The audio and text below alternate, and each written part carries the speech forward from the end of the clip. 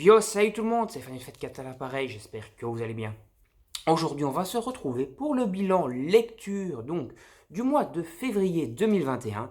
J'ai lu en tout 70 tomes, donc 70 tomes, donc j'ai lu pas mal de mangas, quoi, c'est-à-dire que j'ai lu un peu plus de 2 tomes, à peu près 2 tomes et demi, quoi, si on calcule et qu'on est logique sur ce mois-ci, parce que c'était un petit mois. Et donc je vais vous présenter tout ça, il y a pas mal quand même de lectures à vous montrer. En réalité, il n'y a que 4 séries, parce que j'ai lu 3 séries en intégrale et une série qui est en cours.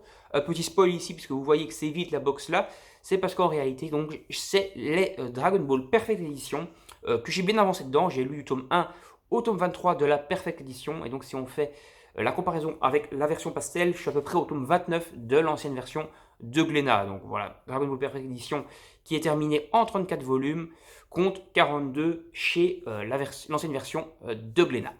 Donc d'abord, petit aparté, n'hésitez pas à liker la vidéo, à donner votre avis dans les commentaires pendant que je vous présente mes lectures, et à vous abonner à la chaîne et activer la petite cloche pour ne rien manquer.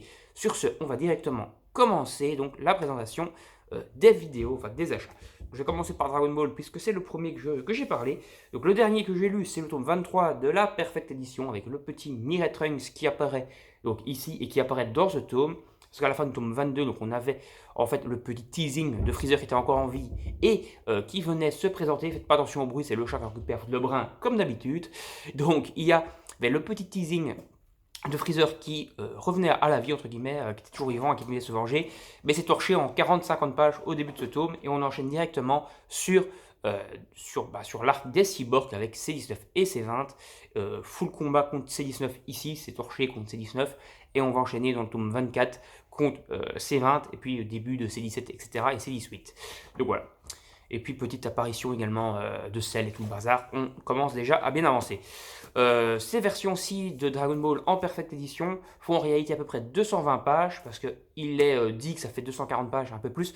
Mais c'est un peu du chiquet ça, et le chat qui fout le brin, parce que c'est en fait, vous avez toutes les planches des chapitres ici, donc je vois, je ne mettais même pas dans le cadre, c'est parfait. Donc on a les planches en fait, des chapitres ici, à la fin, donc qui prennent une vingtaine de pages. Donc voilà, c'est à peu près 220 pages par tome. Ça permet quand même de torcher la série en 34 au lieu de 42, donc c'est plutôt pas mal. Donc voilà, j'ai pris un grand plaisir donc, à relire donc, des premiers tomes. Donc ici par exemple, de 1 à 12. Donc on revoit bien sûr le côté très humoristique du début de Dragon Ball. Bien sûr, Dragon Ball, j'avais déjà lu, hein, donc je découvre pas vraiment, mais dans cette nouvelle Perfect Edition, il y a quand même pas mal de traductions différentes, donc c'est beaucoup mieux traduit, on va dire. C'est-à-dire, il y a certaines insultes qui sont vraiment traduites, qui sont vraiment là, et qui ne sont pas censurées comme on avait en français. Donc on a des vraies insultes, et pas des petits saligots ou petits salopios, comme on avait parfois dans les vieilles traductions censurées, on va dire. Ici, on a les vraies insultes, on a toutes les petites infos sur les noms qu'on n'avait pas spécialement dans cette œuf-là. Par exemple, Zarbonne, moi je pensais que ça venait de citron, mais en fait ça vient d'un pamplemousse. Dodoria, ça vient d'un durian et tout, des trucs comme ça. Les Saiyans, moi ça je savais, c'était des légumes. Et donc les soldats de Freezer, c'est des fruits pour mettre un peu l'inverse. Les Piccolo, démons et tout, c'est plus des instruments de musique, donc ça je savais ici. Mais on a un peu toutes les petites infos également sur les noms des héros, donc Sangoku, Tenshin Han, etc. Tout ça, ça vient en fait de plats en général chinois, parce que comme vous le savez tous, un Dragon Ball est adapté à la base de Sangokai, donc le singe, donc de la légende du roi singe, donc c'est basé là-dessus, la ruée vers l'ouest, un truc comme ça, du roi singe. Et donc ici, en fait, tous les noms de base sont un peu inspirés de légendes chinoises, de plats chinois, etc. Et donc c'est plutôt sympa donc, d'avoir ces petites précisions dans l'œuvre qu'on ne savait peut-être pas spécialement en lisant la première version. Et ça c'est cool.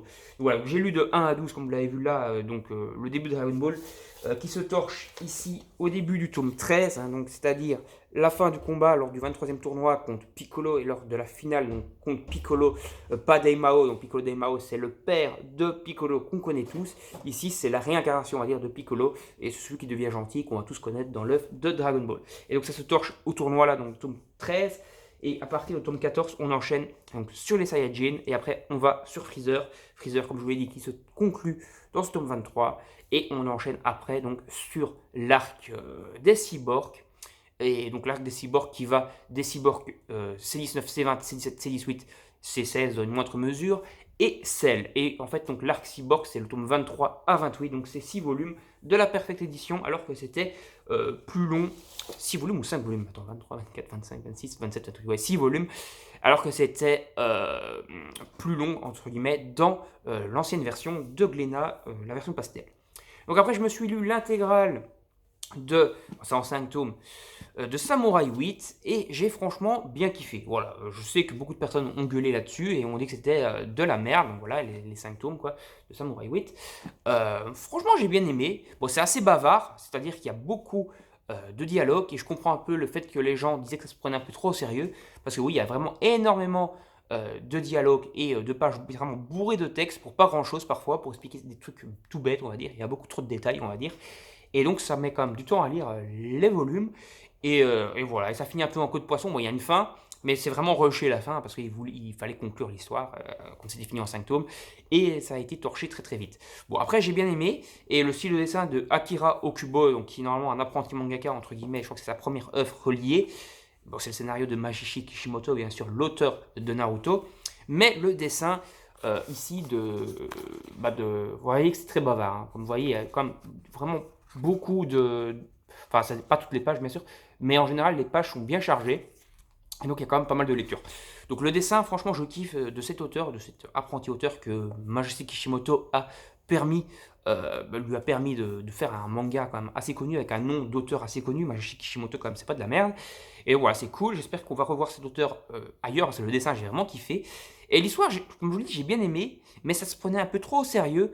Et voilà, et parfois, c'était vraiment trop rempli pour rien, quoi. Il y avait beaucoup trop de détails pour pas grand-chose. Donc on va passer à une autre œuvre d'un Kishimoto, cette fois c'est de Sheishi Kishimoto, qui est le frère jumeau de Masashi Kishimoto. Et il s'agit de son œuvre phare, c'est-à-dire Satan 666, ou Hopart Hunter dans la version originale et la version anglaise. Voilà. Je ne sais pas quel titre vous préférez, Hopart Hunter ou Satan 666, vous pouvez le préciser pourquoi pas dans les commentaires. Et donc je me suis lu l'intégrale de la série, donc les 19 volumes, et j'ai bien kiffé. Bon, la fin est un petit peu rushée, je trouve, parce que peut-être qu'il avait prévu de faire encore 2-3 volumes de plus, mais c'est quand même pas mal. Les combats sont assez stylés, le dessin est franchement cool. Attends, je vais vous montrer quand même quelques planches. Bon, je vais peut-être pas prendre le tome 19, histoire de ne pas vous spoiler la fin du manga. Je vais prendre un volume vers le milieu, voilà, le tome 6.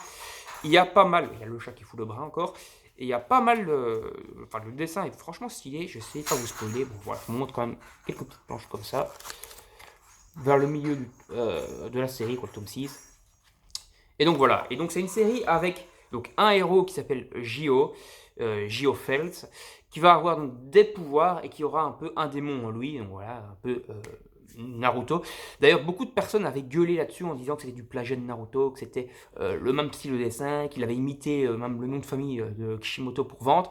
En fait, les gens qui disaient ça sont franchement très cons, parce que donc, de 1, comme je vous l'ai dit, c'est le frère jumeau de Kishimoto, donc forcément il y a le même nom de famille, de 1, donc c'est une logique qui s'appelle Kishimoto aussi, donc voilà, il n'y a pas à se plagier en essayant de vendre des trucs en faisant passer pour l'auteur de Naruto, de 1. De 2, le style de dessin est assez proche pour 2 raisons. Tout simplement, ils sont frères jumeaux, même 3 raisons. Ils ont eu les mêmes inspirations, parce qu'ils ont été élevés ensemble, puisque c'était jumeaux tout simplement. Et troisièmement, ils ont suivi les mêmes études et la même formation de dessin, donc forcément leurs dessins se ressemblent énormément. Au niveau des inspirations, au niveau du style, au niveau de la formation. Et voilà, et tout simplement, ils sont jumeaux en plus. Donc voilà, forcément, ça se ressent. Donc je trouve ça un peu con. D'ailleurs, même l'auteur a dû préciser dans un encart au début du tome 1, parce qu'il y avait eu pas mal de. La maison d'édition a reçu pas mal de lettres comme quoi il y avait du plagiat et tout. Il avait dû préciser en fait tout ça, alors que c'est complètement débile de devoir préciser tout ça. Quoi. C'est ton frère, voilà, c'est tout, basta. Ça sert à rien de commencer à rentrer là-dedans. Et franchement, j'ai vraiment bien adoré cette œuvre. Il n'y a pas énormément d'arcs, c'est-à-dire on va avoir le premier tome qui va faire 2 arcs courts, donc dans 90 pages et 90 pages, donc 90 pages et 90 pages, ça fait le premier arc, puis on va enchaîner sur un énorme arc déjà quand même pour un début de manga qui fera à peu près 4 tomes, puis on va enchaîner sur un arc qui se suit, on part directement au moins sur 6 tomes, et après on va partir sur la fin de l'œuvre, on va avoir un arc en 2 tomes et un arc en à peu près 4-5 tomes qui sera la conclusion finale de l'œuvre. Voilà, donc c'est des gros arcs. Et voilà, c'est pas pour me déplaire, c'est bien d'avoir quand même des gros arcs, histoire qu'il y ait quand même pas mal de retournements de situation et pas mal d'action, quoi, tout simplement. Alors que si tu fais des petits arcs en 1 ou 2 tomes, bon, c'est pas pour me déplaire sur certains œufs, mais ici je trouve que ça était mieux de faire des gros arcs et il l'a très bien fait, l'histoire a très bien géré du début à la fin. D'ailleurs, j'ai la plupart de ses œuvres, j'ai Blazer Drive et un manga dont je ne sais plus le nom, mais que j'ai lu et qui était plutôt pas mal, je crois que c'est Crimson Wolf ou un truc comme ça, qui était plutôt bien. Il me manque Sukedashi ou Sukedashi, je sais pas comment ça se prononce exactement, 09 ou 9 que je vais me procurer aussi, parce que franchement, l'auteur Sheishi Kishimoto, je kiffe bien. Voilà, je suis vraiment fan de Naruto également, hein, de son frère jumeau, bien sûr, je suis fan de Naruto, mais les œuvres de Sheishi Kishimoto, je les kiffe bien, et j'ai envie de tous les avoir dans la collection. Bon, alors on va passer à la dernière série maintenant que j'ai lue, qui est Dragon Quest Emblem of Roto. Donc, j'ai lu les 21 volumes, plus le 22e volume, qui est un bonus, tout se casse la gueule, c'est la fête. C'est pas grave, je vous montre déjà ça. Hop, et les autres tomes qui sont cassés la gueule, qui sont ici. Je vais vous montrer ça aussi. Hop là, voilà. Donc j'ai lu l'intégrale de cette œuvre-là, de la première partie, c'est-à-dire parce qu'en fait l'auteur a fait une suite qui s'appelle, c'est Les Héritiers de l'Emblème, je pense. Voilà, t'as Emblem of Roto ici, et puis t'as Les Héritiers de l'Emblème. Héritiers de l'Emblème, on est à peu près au tome 14 chez nous, le tome 15 sort incessamment sous peu, je crois qu'il sort ce mois-ci. Mais au Japon, ils sont déjà au tome 30 passé, donc je crois qu'ils sont au tome 32, voire 33. Donc il y a beaucoup de marches dans la suite de Dragon Quest, l'emblème, enfin les héritiers de l'emblème. Et donc je pense que je vais attendre qu'il y ait encore un peu plus de volume avant de m'attaquer sur la suite.